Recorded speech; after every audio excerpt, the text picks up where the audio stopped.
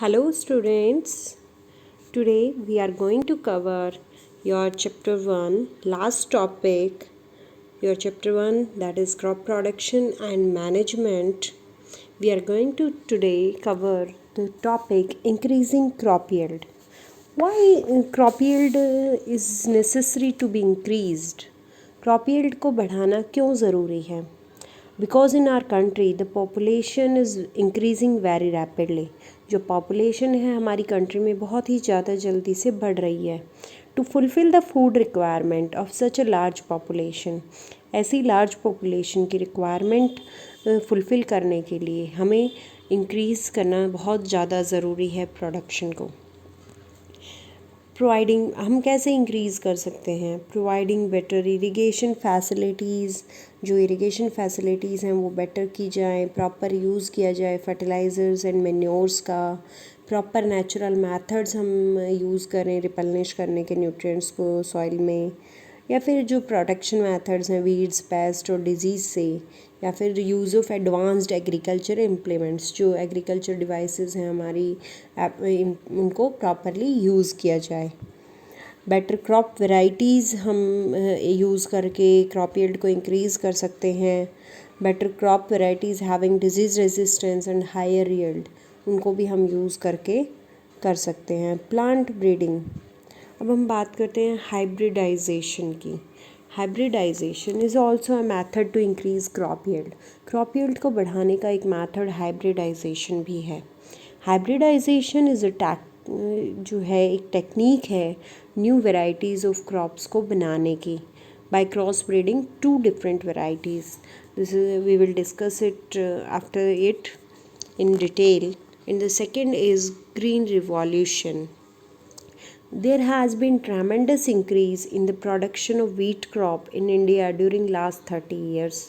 Last 30 years में बहुत ज़्यादा जो है हमारी क्रॉप में, वीट क्रॉप में इंडिया में इंक्रीज़ आया है, उसे हम बोलते हैं green revolution. It has made our country self sufficient, इसने हमारी कंट्री को सेल्फ सफिशेंट बना दिया है। अब वन बाय वन हम इनको इन डिटेल डिस्कस करते हैं। The very first, that is hybridization. Hybridization is a technique used for developing new varieties of crops by crossbreeding two different varieties. यानी कि दो डिफरेंट वैरायटीज़ को यूज़ करके हम एक नई क्रॉप वैरायटी बना लें, उसे हम बोलते हैं हाइब्रिडाइजेशन प्रोसेस। इसमें हम क्या करते हैं, एक प्लांट का फीमेल पार्ट लेते हैं, दूसरे प्लांट का मेल पार्ट लेते हैं और उनका हम क्रॉस पॉलिनेशन करवाते हैं। क्रॉस पॉलिनेशन करवाने के बाद हमें एक नया सीड मिल जाता है, एक नया सीड मिलता है।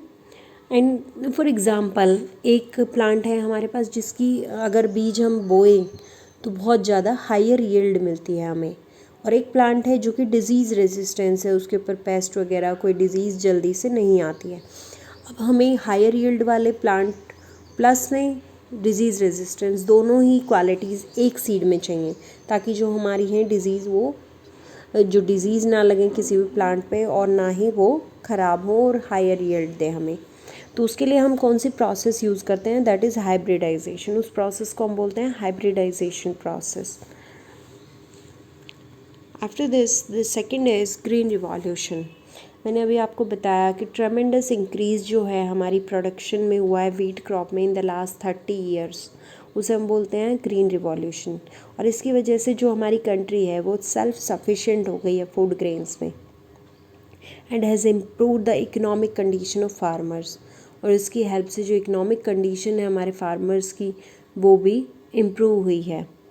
Green revolution is brought about, green revolution अब आया कैसे, by importing high yielding varieties of wheat. जो हाई यील्डिंग वेराइटीज़ है वीट की वो मैक्सिको से हमने इंपोर्ट किया, और उसके बाद जो नई वैरायटी थी वीट की वो developed by cross breeding method. Cross breeding method से हमने नई वैरायटी को डेवलप किया। Beside giving a high yield, जो प्लांट्स थे वो स्मॉलर थे। सिमिलरली हमने हाई यील्डिंग वेराइटीज़ राइस, मेज, बाजरा, शुगर केन, इनकी भी डेवलप की। अब नेक्स्ट आता है हमारा animal husbandry. The science which deals with breeding, feeding and caring of domestic animal is called animal husbandry. इसे हम एनिमल हस्बेंड्री बोलते हैं, जिसमें हम उस साइंस के बारे में पढ़ते हैं जिसमें ब्रीडिंग, फीडिंग और केयरिंग होती है डोमेस्टिक एनिमल्स की।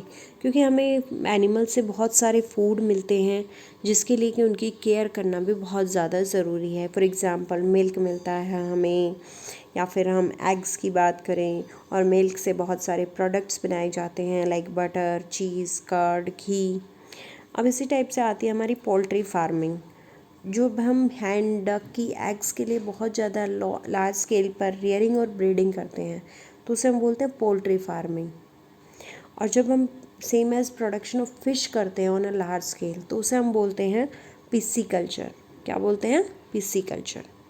अब एक बार हम let's have revision of our complete chapter. एक बार फटाफट हम कंप्लीट चैप्टर की रिवीजन करते हैं। हमने एग्रीकल्चर सबसे पहले पढ़ा। एग्रीकल्चर क्या होता है? जब हम क्रॉप्स के बारे में या एनिमल्स की रियरिंग, प्रोटेक्शन के बारे में बात करते हैं तो उसे हम बोलते हैं एग्रीकल्चर। एग्रीकल्चर के under crops as well as animals both are covered. After that we divided crops in two parts, that is kharif and rabi. Kharif crops जो कि मानसून सीज़न में उगाई जाती हैं, रबी क्रॉप्स जो आफ्टर द मानसून यानी कि विंटर सीज़न में।